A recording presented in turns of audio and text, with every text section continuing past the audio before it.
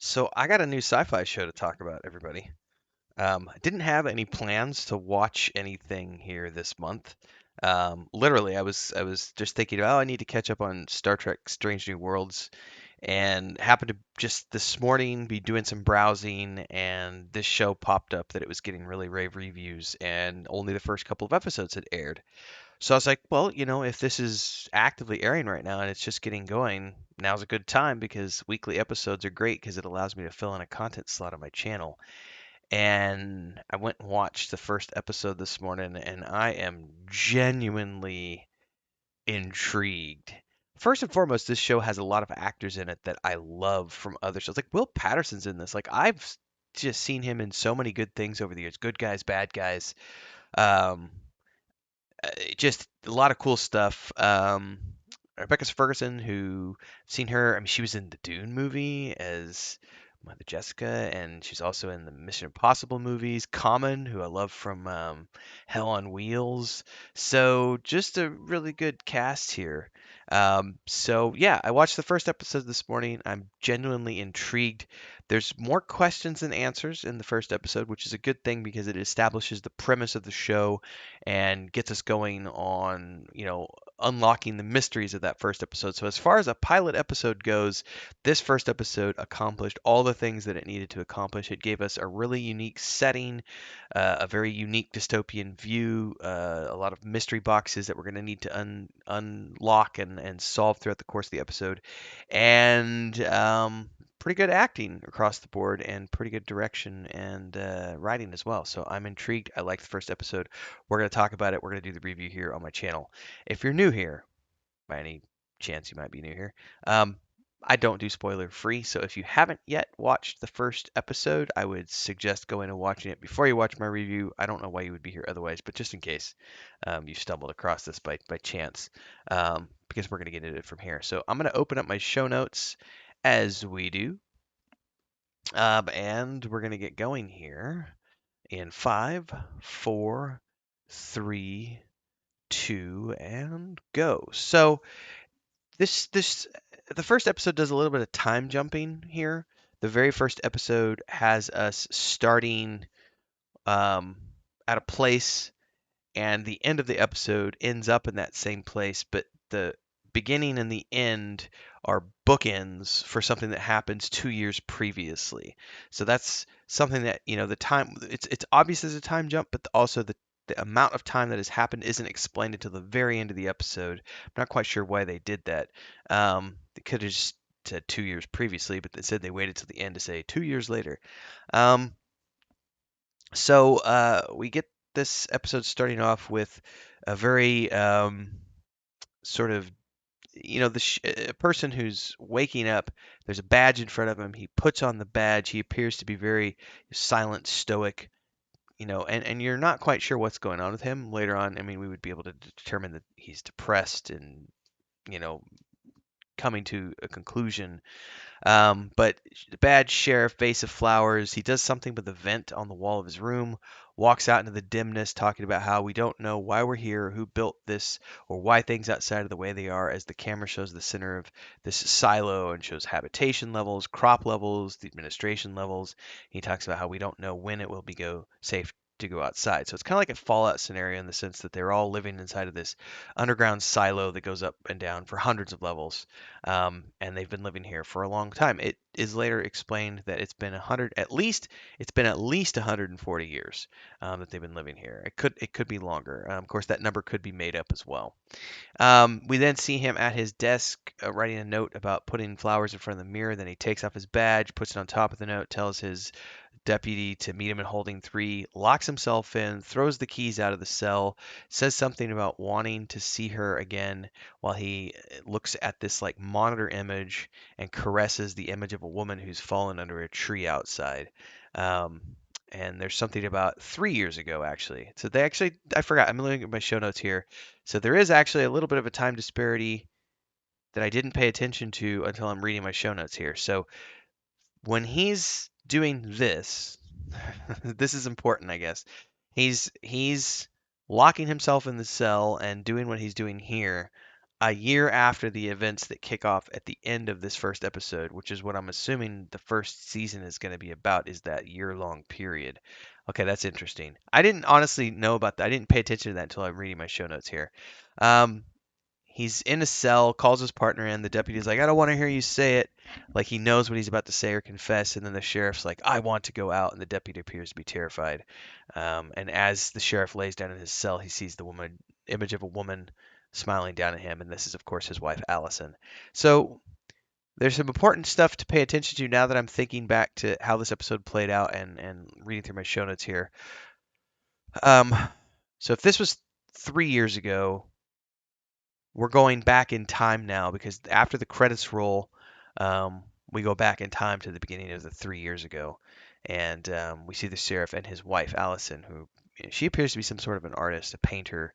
They're late for this appointment. It appears they've been granted permission to have a child. It's their third um, application, I think. And apparently they have a window of time for the attempt. And as soon as they show the clock on the monitor, you know that this is going to be an issue, that there's going to be a countdown and something's going to happen. And if they've only got 364 days to get pregnant, you know that that's going to be a theme of the episode. Otherwise, they wouldn't have shown the timeline. They're then sitting down in the cafeteria, and it appears that this is like an open system where everyone knows everyone else's business because everyone is congratulating them, and they all appear to know what's going on. Crazy old white-haired lady approaches them, wants to talk to them. She's apparently some sort of like a hippie fertility person.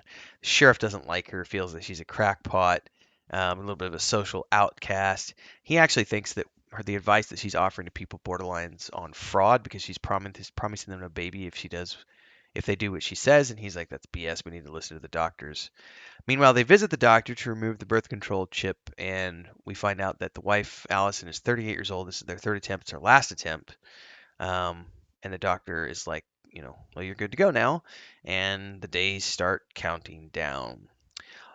Office chatter with her coworkers. She's there. Apparently, she put up an article about how to retrieve deleted files. She works in IT apparently, and the boss, who's played by Tim Robbins, very brief cameo here, so I don't know if he's going to play into things later on. But he's like giving her shit about posting an article online without her permission, without his permission. Tells her he pulled it down and she needs to follow the reporting structure because it's there for a reason. And this leads to the first of many questions, which kind of starts her down the rabbit hole, so to speak, because she's having dinner with her husband and she's questioning, why are there so many rules, arbitrary rules? It's like, you know, why can't we ask questions about things? And then they start to mention the rebels, like the rebels 140 years ago, how the rebels erased the history, but we can't ask about that. And she wants to know why. She's like, why can the goons from Judicial send you down to the mines if you have a relic from the times before? And her hubby goes to reprimand her. And he's like, the pact is the only history we have. What if someone were to try to open the doors that keep us safe from the outside? Part of my job is to make sure something like that never happens. And she's like, don't use your sheriff tone of voice with me. I want to know more. And so she's questioning things. Rightfully so, as we come to find out. More days gone in the countdown. We're down to 150 days left. 157 days left. She's still not pregnant. There's something about Freedom Day coming up, a celebration. The sheriff and deputy are discussing it with their boss. Apparently, it's been a long time with no issues. Meanwhile, they look at this monitor that supposedly shows the outside. It's very dirty. And the old lady talks about how it's been a long time since that window was cleaned and it's getting harder to go outside. She's like, people need to see what it's like out there, but it's been a long time since we've had a cleaning. And that's something that I didn't really understand when I was watching it, and now I kind of understand it more as we get now that I've watched the episode because we're establishing the mythology of the show. Um so anyway, the wife Allison is in the walkways, and the crazy old lady from before, the fertility lady, sees her and says, I want to invite you to my house. I have some questions I'd like to ask you in private. And Allison's like, sure, why not? Visits her later to the house. The old lady turns the tap water on so they can't hear us, so she's obviously a little cuckoo. But she starts asking the lady, she's like, asking Alice, she's like, have you ever wondered what was on the servers they erased and the books they burned, if it was even the rebels that did it? I've heard you're also someone that wonders, why do we live underground? What actually happened out there? Do you think you're the kind of person they really want having children? And this gets even more wheels turning in Allison's head. And she actually goes back to her husband and reports this. But she also says that what the old woman said made a little bit of sense. What if her inability to get pregnant is intentional? And hubby's pissed. He's like, that old lady needs to be um, put in jail. And Allison's like, yeah, but why would she tell me this story? Why couldn't she get pregnant back in the day? Meanwhile, she goes back to the office and um, she's working. Hey everyone, Renfail here with the commercial part of the video where I say, hey, if you like this, don't forget to like, subscribe, and hit that bell icon so you never miss an update. And thanks to all of our supporters are here on YouTube and over on Patreon, our highest members, our guild champions, Crazy Relative, Remy D here on YouTube. And don't forget, if you want to support, it's really easy. You can do the memberships below, the Adventurers Guild, 3 different tiers. There's also the super thanks on any uploaded video or YouTube short that you find. There's also, of course, the super chats and stickers that you could do on any live stream or premiere, and the Patreon page if you want to dive into the fantasy world that I have with my brother and my wife, which is a tabletop game, a point and click adventure game, and a fantasy book series. All are great ways to keep this channel going and me going full time. Thanks again for those of you who support. Let's get back to the video that you're watching now. And her coworker comes up to her and she's like, "Hey, we got this ticket here from this guy named George, a programmer down in the market area, and apparently everyone laughs at this guy because he's just been sending in requests over and over and over and over and over and over and over, and everyone just blows him off. Um, but they finally they're getting it. It's Allison's turn. They're giving it to her. It's on Freedom Day. Um, She ends up going down there, tells her husband that she's got to go down there on Freedom Day. So she heads down to the market as the decorations are going up. We see this big scope shot of everybody preparing for the celebrations. There's a play in the poor section down by the hostel where she's going to be staying, which is like a reenactment of the rebels, talking about the poison air outside. She's wandering through the market, finds the programmer's office. It turns out that this guy repairs computers, and he's like, I've been wanting to meet you for a long time. I read your post on how to retrieve deleted files, and I wanted to get you down here, but I couldn't ask for you in person, so I just kept submitting requests, hoping that maybe you would eventually be the one that come down here. She wants to know why he wants to see her, and he asks her, well, who wrote the Raw and Relics? And she's like, why do you want to know about relics and everything else? So it turns out that a guy came in about a year ago, and he's got this hard drive. And he's like, I thought this hard drive was empty, but after I tried what you posted, I was able to check the memory, and I found that the drive, even though it says that it's empty, he says it says that most of the drive is in use, even though I can't see any of the files. So there's got to be something on here that I just don't know how to get to. And so that intrigues her. He's like, there's no serial number related to this hard drive in the logs, but the logs only start after the rebellion. So this has to be a relic from before the rebellion, which means this is more than 140 years old. And that intrigues her even more. While they're doing this, we have the speech from the boss lady up top addressing the people. 140 years ago, the terror of the rebellion, if they had managed to open the door to the outside, but thankfully they didn't thank the founders. I mean, even if the rebels erased our history, destroyed our drives, shredded our books, burned our files, we're alive, thankfully. And while this speech is going on, Allison has unlocked this hard drive, and there's just hundreds of files on here. And they start with a file on a silo blueprint, and she just immediately gets terrified. She's like, they could send you out to clean for this. You need to get rid of it. And she flees the guy's office in panic. Meanwhile, as she leaves, the computer guy notices at the bottom of the blueprint there's a tunnel at the very base of the silo. And I didn't know why this would be important until later on in the episode. And now that I'm going back to my show notes, it makes way more sense um, why this happened. Um, Allison's back at home. They have another sexy time attempt. They're both a bit depressed. She's, telling him she's anxious and everything else. She's back at work, but she makes up an excuse why she needs to leave, says she isn't feeling well. Heads back down to see the crazy old fertility lady and wants to know more about why they wouldn't want to let us have children. Now, they don't show what the old lady tells her, but the next scene is Allison back at home, depressed over dinner, telling her husband that she's taking tomorrow off because she wants to go to the market. So it's like, what did the old lady tell her? Because she obviously is going to go back to the computer office to meet that repair guy, and she does. She tells him that she wants to see everything. So apparently the old lady told her something that was triggering.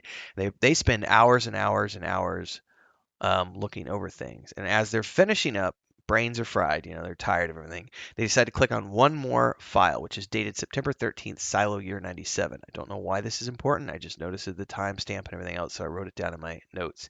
It's called Jane Carmody Cleaning. And it shows birds flying in the open air, but how can that be if the air outside is poisoned? So now she's really questioning everything. Gets home late. Hubby's starting to question what's wrong with her. She's acting weird. She doesn't want to tell him. She's stressed out about something, doesn't want to have sex. He asks her about the doctor appointment tomorrow, and she's like, "Oh, I'll just see you at the office. I'm going to sleep late." Meanwhile, next up morning comes. He's at the office, doctor's office. She never shows up. He goes to her work. She never showed up to work. Sent a message saying she wasn't feel well, and he runs home and finds her at home.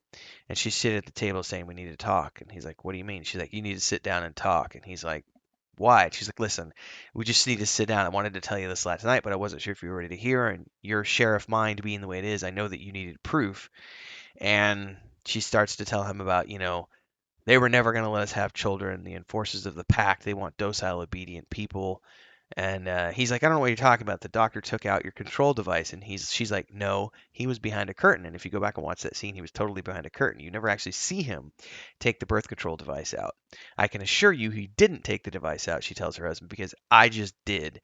And she shows him the bloody device in her hand and peels back this thing on her hip, and she dug it out with a knife. Um, and he's freaking out, running down the halls, trying to get to a doctor. And meanwhile, the deputy catches up with him. He's like, "You need to hurry up. So your wife's in the cafeteria," and she's yelling at everyone. And he gets there, and she's just freaking out, pointing at the display monitor, telling all the people that are in attendance that this is a lie. There's birds out there. You know, it's all a lie meant to keep us in here, and everything they've told us is a lie. And they're trying to calm her down, and she yells out the cardinal sin words that you're not allowed to say, which is, "I want to go out." And the sheriff starts crying because he knows that she's just committed the cardinal sin, and now she's going to be forced to go outside and clean, right? Clean the monitors and die. Um, in the process of all of this, they question the old lady, the computer repair tech. Don't find anything, of course, because he hid it well enough. But the sheriff, the deputy, and their boss want to know why Allison would break like this. Um, don't know. He has a last chat with her in her cell, and she assures him that she didn't go crazy. Tells him to come close, come sit close to me so I can tell you something when no one else is listening. He's reluctant, thinks she's having a mental break. What's up, Sammy? You coming over here? Come on, buddy.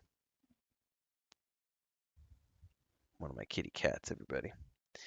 Um, so he does eventually go close to the cell, and she's like, "Everything they told us is a lie. Why we're here, the history, why certain people can't have children." And she says, "Also, why I won't die when I go outside. They can change what we see on those monitors." Um, and he's like, "Yeah, but why would they want us? Why would they want to do any of this?" And she's like, "I don't know." But she tells him, "If I go out there and everything is actually like they tell us that it is, I'll wave goodbye to the monitor because it'll have been the biggest mistake of my life, and you'll know that I'm apologizing. But if I'm right and it's lush and green and beautiful, I'll pull out my wool and I'll start cleaning the monitor, and you'll know that it's actually lush and beautiful and green outside." And he's like, "Okay," so he's got this pact with her that she's gonna do this thing to let him know. Um, So they do the whole there's a whole sequence here of like putting her in a suit and sending her outside, and they see her on the monitor. She walks out and she turns around and comes up and cleans the screen. And so you're like, "Yes, it's obviously all a lie. It's nothing's like they claim it is." And then she turns around and walks away. And at some point as she's walking away, you see her stumble and fall and eventually falls under the tree and dies. And that's the image that he was caressing in the monitor at the very beginning of the episode. But don't let that fool you because there's obviously more stuff going on here. There's we'll get to that here in a second. So we're getting to the end of the episode here. Um, then it says 2 years later, and 2 years later we have the sheriff in his office. Yes, I know, Sam. You want to go outside? Give me a minute here, buddy. Um, and sheriff's at his office, and he's doing work, and the deputy comes in and says, "Hey, remember that mechanic, that computer repair guy from before? Apparently, he transferred down to mechanical, which is way down at the bottom which is, remember that tunnel that he discovered? He's still investigating things. Um, he went over the rail on level 120, and we're not sure if it was suicide or not. And turns out there was a witness. There's an engineer who says that it wasn't a suicide, that it was murder. So they obviously have to go down and investigate. And this is Rebecca Ferguson's character. So they get down there. Turns out that she's the one who's in charge of the generator. Her name's Juliet. We meet her. And this is where we get a abrupt flash forward again, and now we're in the cell with the deputy and the sheriff. And the sheriff's like, "What happened to you? You were dead inside for 2 years, and then you met Juliet, and suddenly you were back again. And what happened?" And he's like, "Well, I finally started listening to what Allison was trying to tell me, and I want to go outside and find her. I don't believe that footage is real. But even if it is real, I need to go out there and know the truth for myself because I don't believe in, he doesn't believe deep down that she actually died." So, because remember, she turned around and cleaned the monitor, which was what she promised him she would do if it was green and lush and everything you know, that she thought it was out there. And if they can really manipulate the footage, then the image of her turning around and eventually falling and passing out under the tree has to be manipulated in some more. And that's what he's now believing. So somehow in the year between him meeting Juliet and throwing himself in the cell and saying, "I want to go outside," um, therefore, you know, putting him in the same position of being forced outside. That way he can go find his wife. The plot has thickened. There's lots of questions I have now about all this stuff. I'm genuinely intrigued. 10 out of 10 from me on all factors. I have so many questions now. I can't wait. I got the second episode already ready to go because the first two aired already. So I'm gonna go watch that, get a review up soon for everybody, and then we're gonna be doing this week to week. So stay tuned for those reviews. Until next time, everybody. Let me know your comments below if you've watched this and seen it yet. Talk to you next time.